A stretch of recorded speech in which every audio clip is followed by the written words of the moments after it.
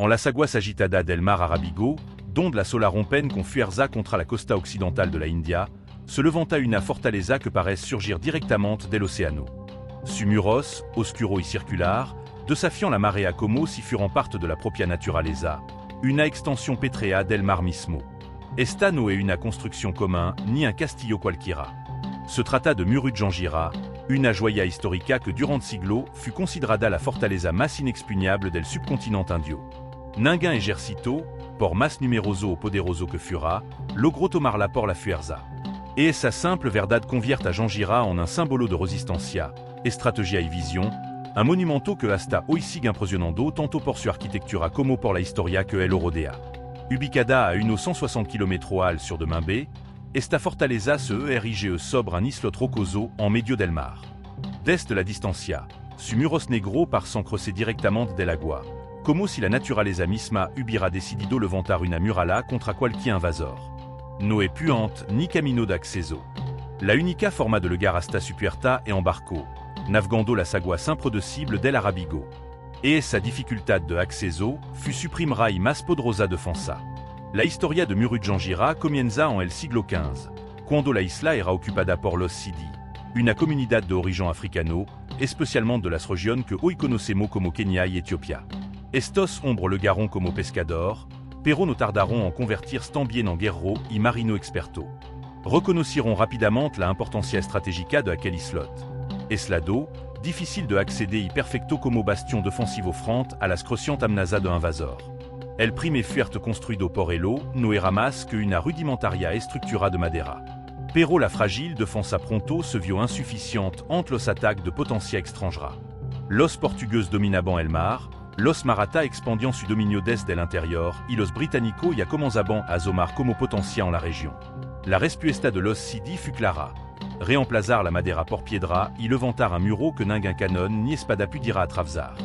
Así comenzó la construcción del verdadero fuerte de Jangira, una obra titánica hecha enteramente de piedra negra. Su edificación tardó alrededor de 22 años y hacia final del siglo XVI ya estaba terminado. Se trataba de un coloso defensivo, muros de más de 12 metros de altura rodeando todo el perímetro, reforzado con 19 bastions estratégicamente ubicados. Cada bastion alojaba canon de bronce, alguno tan enorme que hasta hoy se cuentan entre los más grandes jamais fundidos en India. Uno de Elo, conocido como el Cala Alba Angi, media 5,4 metros de largo y pesaba nada menos que 14 toneladas. Su sola presencia era suficiente para disuadir a cualquier flota enemiga. Imagina el impacto psicológico que generaba en los invasores ver, desde su barco, un canon de ese tamaño apuntando hacia Elo desde el alto d'un bastion. Pero Jangira no era solo un bastion militar. En su interior funcionaba prácticamente como una pequeña ciudad autosuficiente. Contaba con zona residencial, palacio, cuartel, almacén y, quizá el más sorprendente de todo, tanque de agua dulce. Si, en medio del mar salado, los ingenieros de Jangira encontraron la manera de garantizar reserva de agua potable, el eau que les permitía resistir largo asedio sin rendirse. Los Sidi gobernaban el fuerte con autonomía casi absoluta. Oficialmente, reconociant la autoridad del imperio mogol, que controlaba gran parte del territorio de la India en ese entonces. Pero en la práctica, dentro de las murallas de Jangira, nadie mandaba más que los propios Sidi. Habían creado una especie de estado marítimo independiente, fuerte y orgulloso, cuya base era precisamente la fortaleza. La ubicación de Jangira, aunque estratégica, también la convirtió en un objetivo codiciado. Por un lado estaban los portugueses, que habían extendido su influencia marítima a lo largo de la costa india. Por otro, los maratha, rebeldes del imperio mogol, que buscaban expandirse hacia el oeste. Y en el horizonte comenzaban a aparecer los británicos, dispuestos a quedarse con todo lo que pudieran controlar. Los Sidi, sin embargo, resistieron todos los intentos de invasión. Ni flotas entra ni ejército terrestre pudieron atravesar la barra natural del mar y los muros de piedra que se levantaban sobre. Las crónicas narran que incluso el legendario líder Maratha Shivaji, famoso por su astucia y ferocidad en batalla, intentó apoderarse de Jangira sin éxito. Shivaji planificó ataque nocturno, asedio prolongado, incluso la construcción d'un fuerte rival en una isla cercana, conocido como Padmadur, a solo 4 km de Jangira. Su idea era levantar una base desde la cual hostigar y debilitar al bastion Sidi. Pero nieso fut sufficiente. Los Sidi defendiront su fortaleza con tal determinación que los Maratha jamais lograron conquistarla. Lo extraordinario de Murujangira est que, mientras casi toda las fortaleza del mundo cantardo temprano, esta jamais fut tomada por la fuerza. Su resistencia no se debió únicamente a su muros au canon, sino a la vision stratégica de quien la construiront y defendiront. Entendiront que el mar podia ser su mejor aliado y que la autosuficiencia era la clave para resistir asedio prolongado. Por eso, durant siglo, Jangira se convirtió en un símbolo de independencia, poder y resistencia. Fut el corazón de una comunidad que supo desafiar a imperio entro y manteners, firme en su pequeño islot de piedra. A medida que el tiempo avanzaba, el fuerte de Murujangira no solo consolidaba su reputación como bastion inexpugnable, sino que se convertía en una verdadera obra maestra de ingeniería y visión estratégica. Su muros, hecho de piedra negra cuidadosamente ensamblada, parecían brotar del mar como una continuación de la roca del islot. Desde le jour, un Afghan podia confundirlo con un accident natural, pero conforme se acercaba, la imponencia de las murallas y bastion de Java claro que aquello era una fortaleza pensada para resistir lo imposible. Se levantaba como una muralla viva contra los mar y contra los sombra, un recordatorio de que los Sidi habían encontrado en el aislamiento su mejor defensa. Dentro de su muros la vida era organizada y autosuficiente. No se trataba únicamente d'un lugar donde soldado vigilaban el horizon y mantenían canon listo.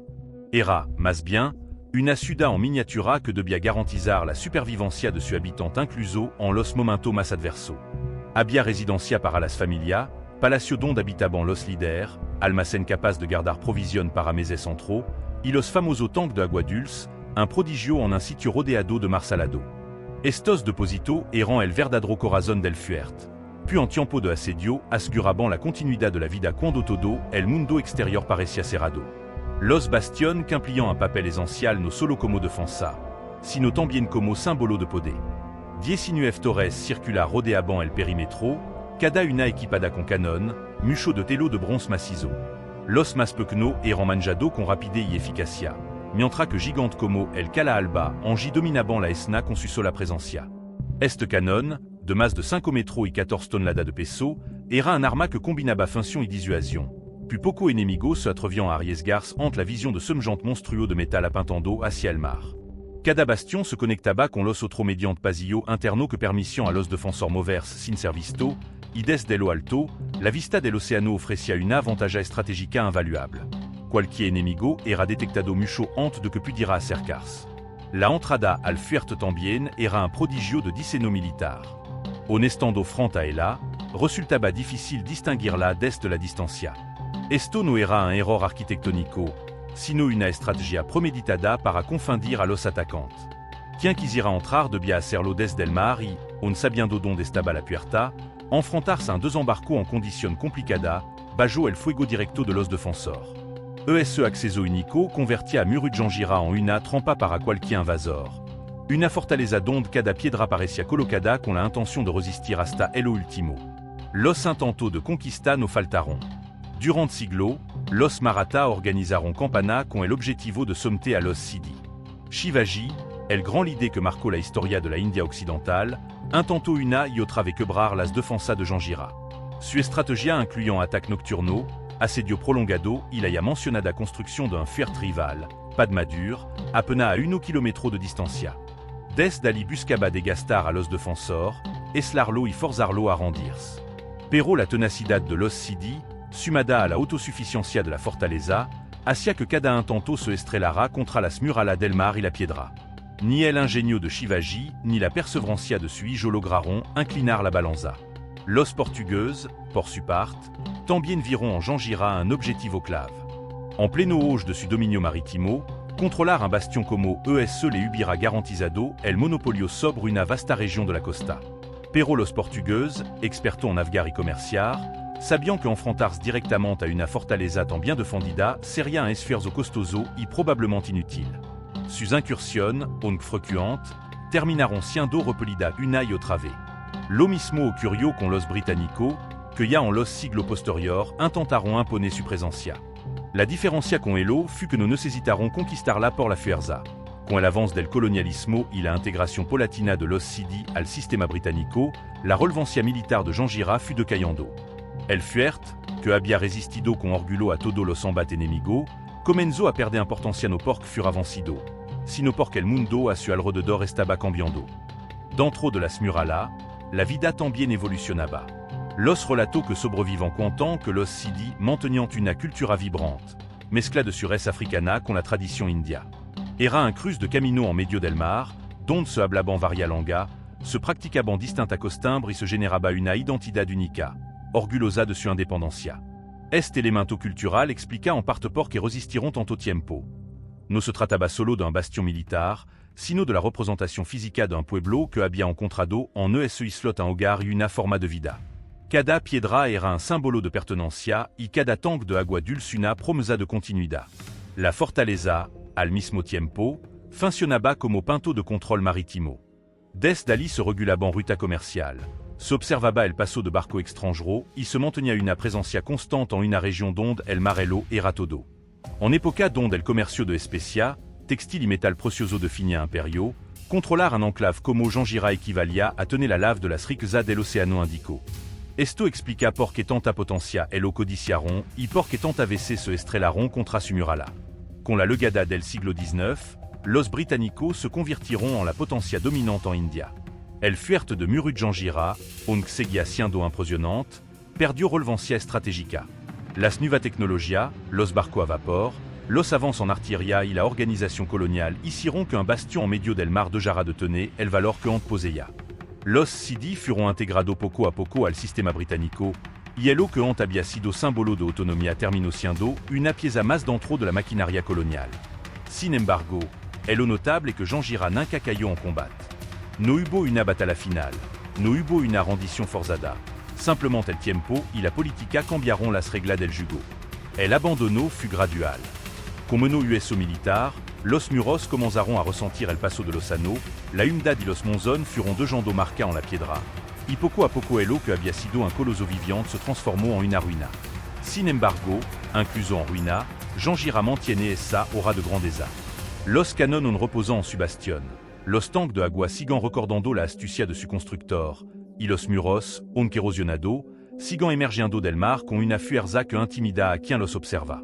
Hoy en día, visitar Murud Jangira es como viajar en el tiempo. Los barcos de madera transportant a los curiosos desde el pueblo costero de Murud hasta el islot, en un recorrido que dura apenas 1 minuto pero que carga con siglo de historia. No es infraestructura turística formal, no es pasarla ni guía oficial uniformado. Cada visitante debe explorar las ruinas por su cuenta o contratar a un guía local que pueda narrar los detalles y secretos que aún se escondan entre las piedras. Al lugar, el desembarco es una experiencia en sí misma, puis no es muy moderno y se debe descender directamente desde el bote hacia la orilla rocosa. Es como si el propio fuerte quisiera recordarle al visitante que aquí nada ha sido fácil jamais. Murud Jangira, incluso en su estado actual de ruina, sigue siendo más que un montón de piedra erosionada por el mar y el tiempo, es un recordatorio de que la verdadera fortaleza no siempre réside en la cantidad de soldados o en el poder de las armas, sino en la inteligencia con la que se usan los recursos disponibles, en la capacidad de convertir la geografía en aliada y en la determinación d'un pueblo que décide no rendirse jamais. Ali, donde otros vieron un islot inhospito y sin valor, los Sidi encontraron el lugar perfecto para levantar un símbolo de independencia y lo defendiront contra imperio que pareció invencible. Et esa es la esencia de Jangira, una lección que atraviesa los siglos y que sigue vigente en la memoria de quien contemplan su muros. Cada visitante que lega hoy en un pequenobot, que pisa las piedras húmedas del islot y observa los canones apintando todavía al horizonte, revive por un instant la grandeza d'un lugar que nunca fut conquistado. No importa que los siglos hayan pasado, que las batallas hayan cesado y que los monzones hayan marcado las paredes con cicatrices, el fuerte continúa en pie como si desafiara al tiempo, como si on quisiera demostrarle al mundo que muros que no se derriban con violencia, sino que permanecen porque representan algo más profundo. Si esta historia te impresionó, no olvides dar like, suscribirte al canal y activar la campanita para no perder los próximos contenidos. Y comparte este video con esa persona que sabe que ama descubrir lugar histórico único y poco conocido.